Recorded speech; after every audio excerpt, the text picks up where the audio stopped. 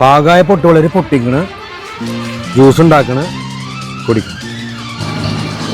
ഉദ്ഘാടനാണ്, പൈസ തരണട്ടാ. വീട്ടിൽ വന്നിട്ട് അയക്കാട്ടാ.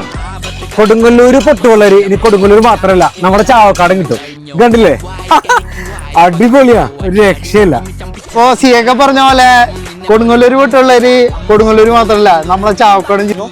തന്നെയത്ത് ഇപ്രാവശ്യം കൊണ്ട് ഒരു 1 വീക്കിന്റെ ഉള്ളിൽ നമ്മള് വിളവെടുക്കാൻ തുടങ്ങും. ഓറഞ്ച് ഉണ്ട്, മഞ്ഞുണ്ട്, ചോപ്പുണ്ട്.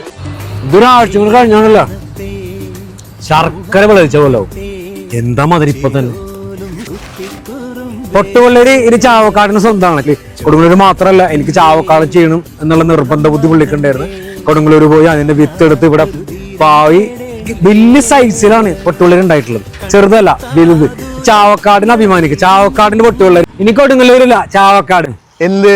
നമ്മുടെ സ്വന്തം പൊട്ടുവളരി. നമ്മുടെ ബിജീഷിന്റെ ഓർഗാനിക് തോട്ടം വരുന്നത് നാഷണൽ ഹൈവേ സർവീസ് റോഡിൽ വിശ്വനാഥ ക്ഷേത്രം കഴിഞ്ഞ് TNT എത്തുന്നേക്കാൾ മുമ്പായിട്ടാണ് നമ്മുടെ പൊട്ടുവള്ളിയുടെ ജ്യൂസും ലാൻഡും എല്ലാം.